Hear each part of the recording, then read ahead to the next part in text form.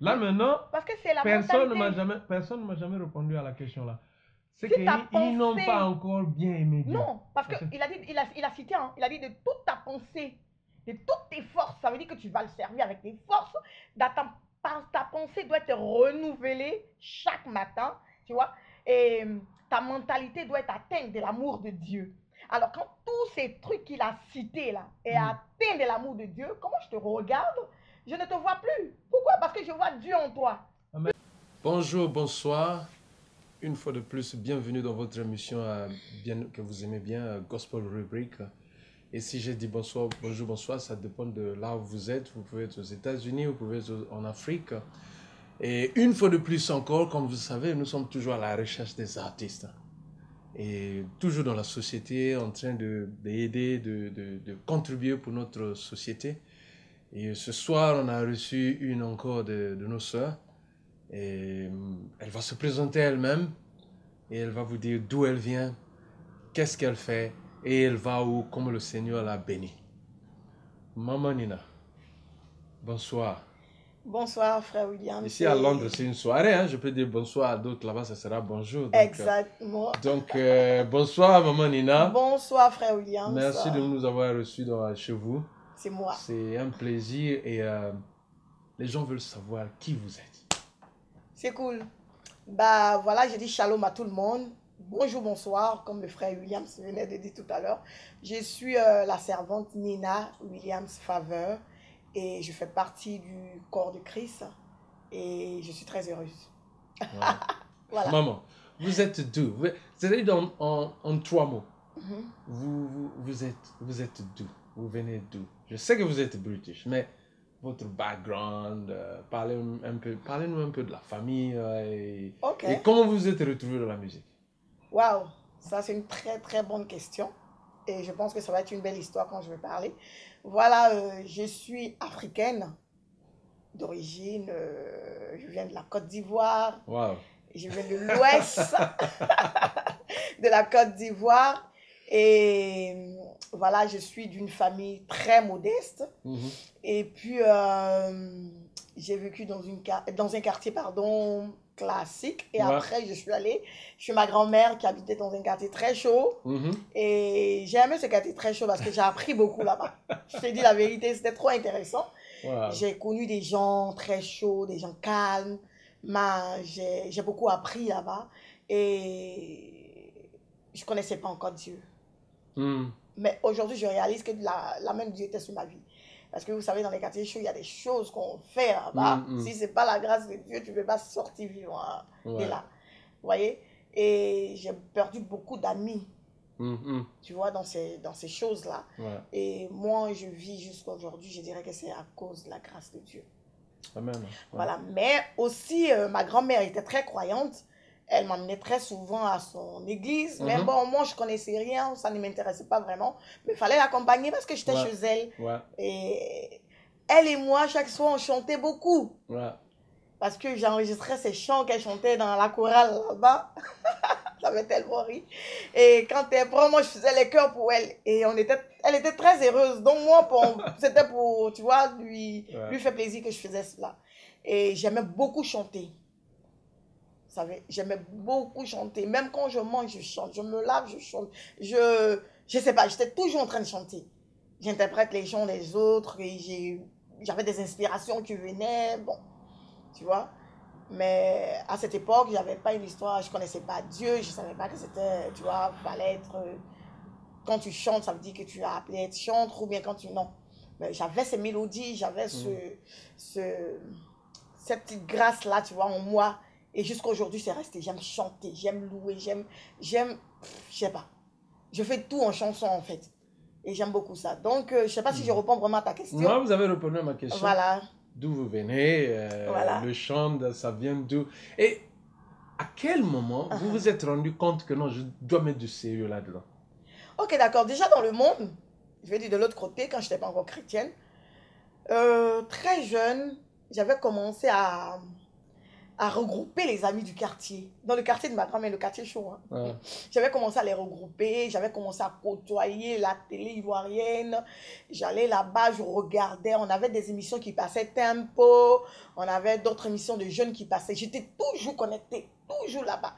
Et qu'est-ce que j'ai fait? J'ai commencé à connaître un peu les réalisateurs de là-bas et je leur disais que non, je ne sais pas, j'ai envie de chanter, je veux chanter, j'ai envie de temps. Et il y avait un guitariste qui travaillait avec le vieux père Alpha Blondy et que j'ai connu à la ETI. J'étais jeune, hein, je t'ai dit, hein, j'étais dans quoi, 12 ans, mais très éveillée parce que le quartier était très chaud. Très éveillée. Et j'ai connu ce monsieur. Et après l'émission, je l'ai approché. Il dit, tonton, je veux chanter. Est-ce que tu peux m'aider? Il dit, ah bon, tu veux chanter? Il dit, oui, j'ai écrit à 12 ans. J'avais déjà écrit des chants. Il dit, il n'y a pas de problème. Ça, c'est mon numéro. Appelle-moi et je vais voir ce que je peux faire pour toi. Et je l'ai appelé. Il habite à Frècheville. Je ne me rappelle plus de son nom. C'est pas possible. Ça fait longtemps.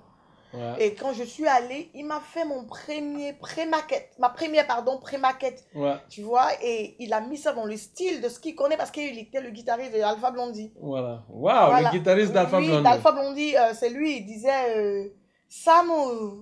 Non, lui, c'est le batteur. Non, le guitariste. Ouais. Voilà, je crois que c'était le guitariste parce que c'est avec la guitare qu'il a fait la maquette. Ouais. Tu vois, il était tout le temps avec Alpha Blondy. Si je vois la photo, je vais m'en rappeler. Mais je ne me souviens plus de son nom. Voilà. Et il m'a fait la pré-maquette de ce que j'ai écrit. Ouais. C'était très joli. J'ai gardé les cassettes jusqu'à aujourd'hui. Waouh! Je pense que j'ai ça dans mes affaires ici et tout. Et chaque fois j'allais là-bas, il m'apprenait. Il dit, voilà, déjà tu chantes. Déjà tu apprends à écrire. C'est-à-dire très bon, il m'a encouragé.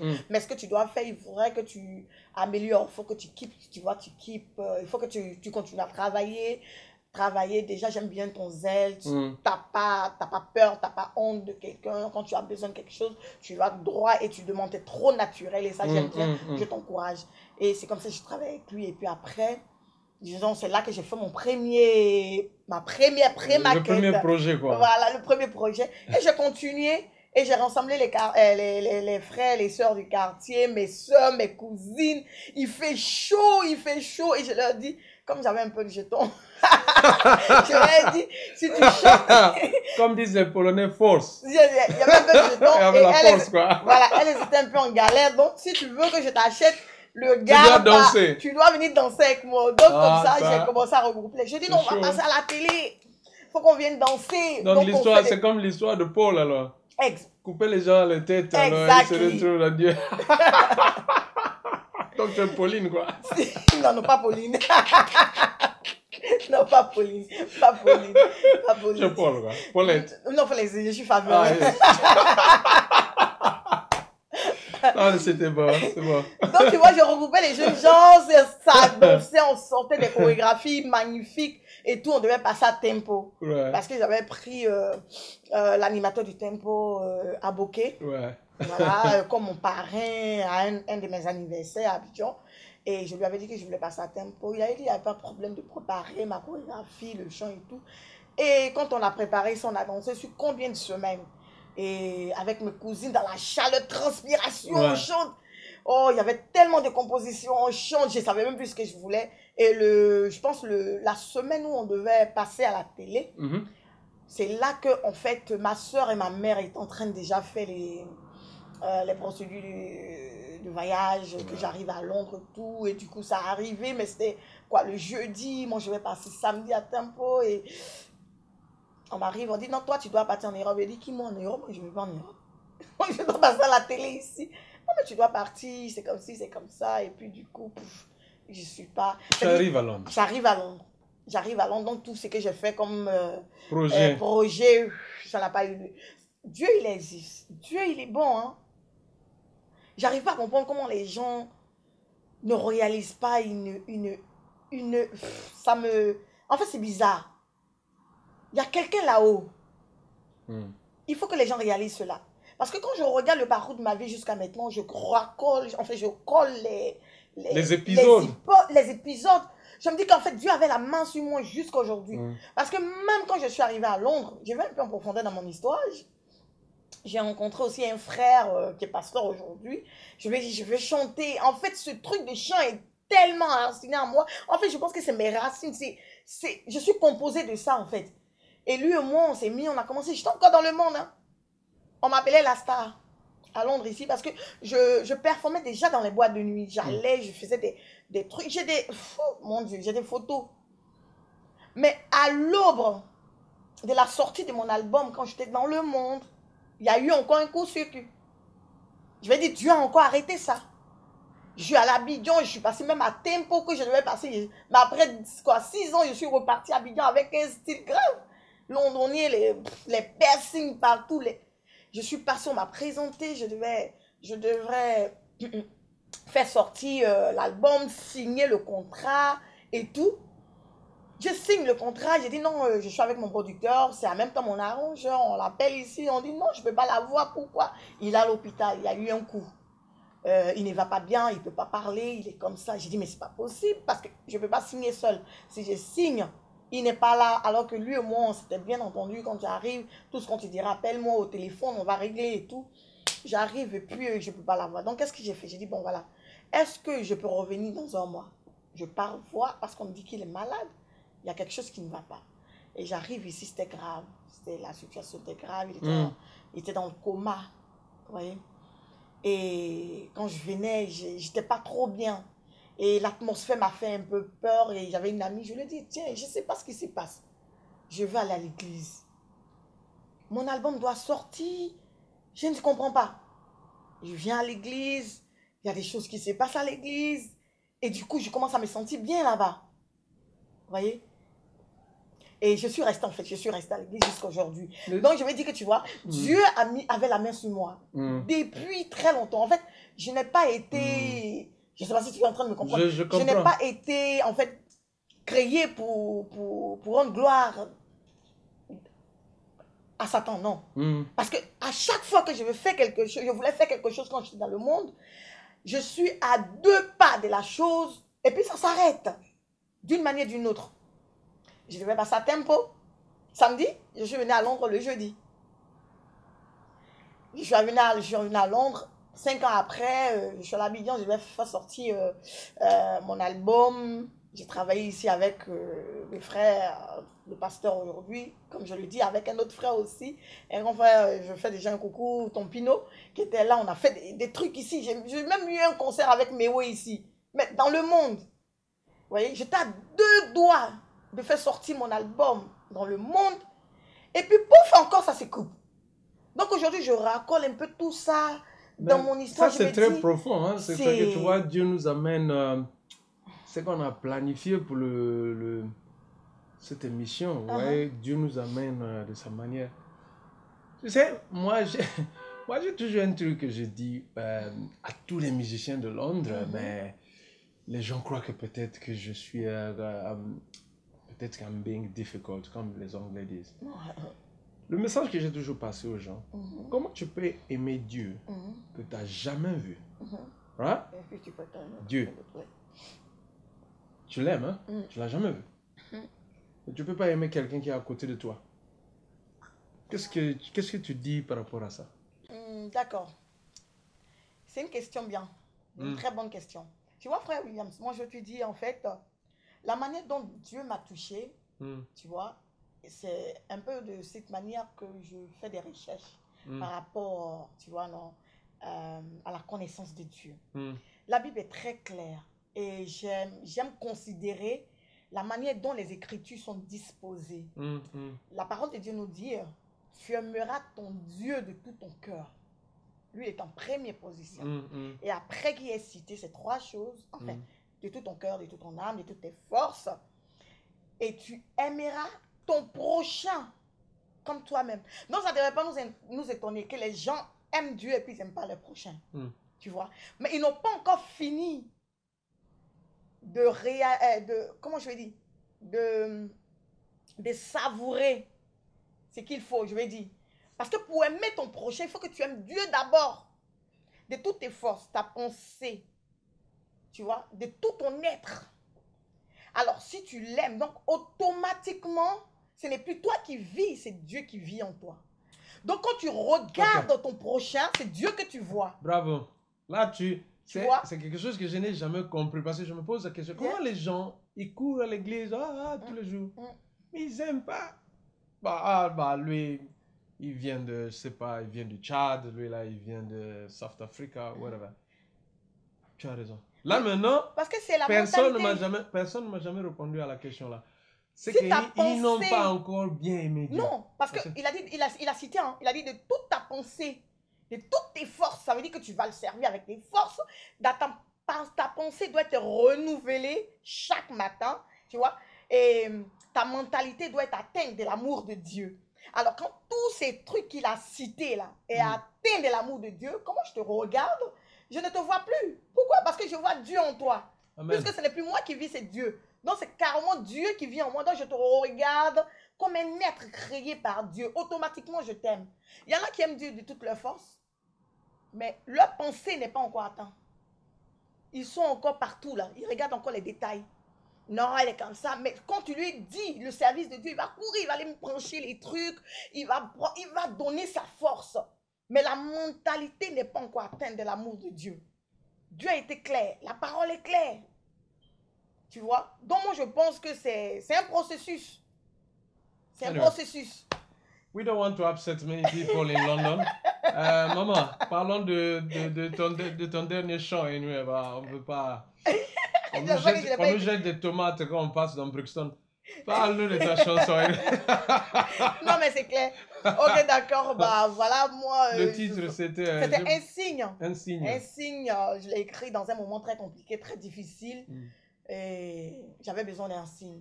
Tu vois, le plus souvent, on est là, Dieu nous aime. Dieu dit qu'il est avec nous. Dieu dit qu'il est là. Il est là, mais on ne le voit pas. On veut le sentir, on veut savoir. Comme Élie, tu vois, Élie qui fuyait Jézabel, tu vois. Il dit, Seigneur, tu es où? Mais Jézabel veut me tuer. Tu dis, tu es là, mais je ne te vois pas. Dieu dit, je suis là. Élie, tu es trop dans le bruit, il faut venir un peu. Je suis dans la douceur, tu vois. Donc, moi, j'avais besoin d'un signe pour me rassurer que je suis vraiment sur le bon chemin. Parce que c'est vrai, quand tu es dans les moments difficiles, que tu n'entends pas la voix de Dieu, tu vois, tu balances. Et si tu ne fais pas attention, l'ennemi peut il peut te faucher. Donc moi, j'avais besoin d'une assurance et j'écrivais ce chant. Et je bénis Dieu parce que ça bénit beaucoup de personnes. Et je veux même encore exhorter, sinon encourager tout le monde, écouter les paroles. Écouter les paroles de ce chant, c'est très bénissant. Si tu es dans un moment difficile, je t'en prie, écoute. Dieu est là. Dieu est là. Il n'est pas souvent dans les bruits. Il est le plus souvent dans le calme. Là où tu penses qu'il sera, il n'est pas là-bas. Parce que nos voix ne sont pas les voix de Dieu. Tu vois? Dieu, il est là. Et moi, il m'a convaincu qu'il était là. Et j'ai écrit ce chant, ça m'a béni. Ça bénit beaucoup de personnes. J'encourage tout le monde à l'écouter. Ou même à acheter. Amen. Ça y est, sur iTunes, ils peuvent prendre. Maman, tu as un mot de fin. Parce que je sais que je vais revenir. C'est tel que je te vois là.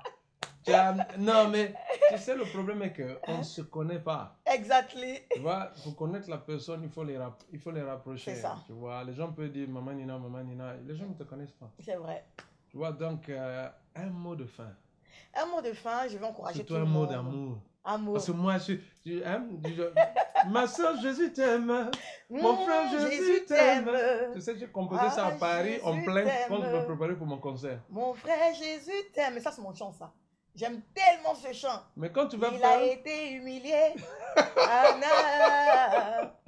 Baby. I love it. I love it. I love it. I love it. Oh, I love it. Mon mot de fin, c'est t'encourager. Je vais t'encourager dans ce que tu fais. Je vais te tirer mon chapeau. Parce que tu es une bénédiction pour moi. Je ne sais pas pour les autres. Vraiment que Dieu pourvoie tes besoins. Que tu ailles plus loin. Avec ce que tu es en train de faire. Parce qu'il y a beaucoup, beaucoup de talents dehors. Mais comment pouvoir aller là-bas? Tu sais, il y a un truc, moi, qui me fatigue un peu. C'est-à-dire, quand j'entends des gens dire non, on travaille entre nous pros, on travaille entre nous professionnels, ça me fait rire. Ça me fait rire, vraiment. Vous travaillez entre vous professionnels. Qu'est-ce que vous faites de ceux-là qui ne sont pas professionnels encore? Voilà pourquoi j'aime Jésus. Il est venu, tu vois. Hier, je parlais avec le Saint-Esprit. Est-ce que vous avez pour 2 minutes? J'ai parlé avec le Saint-Esprit. Il dit, non, tu sais quoi? Je te dis quelque chose. Tu sais pourquoi je suis toujours avec toi? J'aime ta manière de me laisser, tu vois, non, si on est dans ta pensée.